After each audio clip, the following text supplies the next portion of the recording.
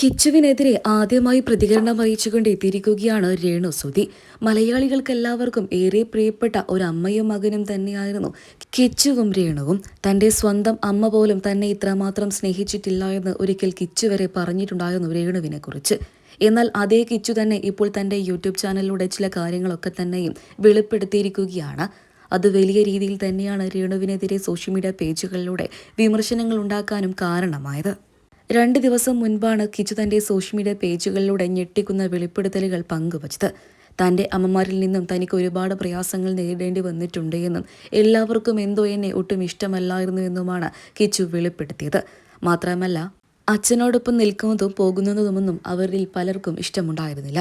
എന്തിനേറെ പറയണം, രേണുവിന് പോലും ഇഷ്ടമുണ്ടായിരുന്നില്ല എന്നാണ് ഇപ്പോൾ കിച്ചു പറയുന്നത്. ഇതൊക്കെ തന്നെയും സോഷ്യൽ മീഡിയ പേജുകളിലൂടെ രേണുവിന് നെഗറ്റീവ് ഇമേജ് ഉണ്ടാക്കിയിരിക്കുകയാണ്.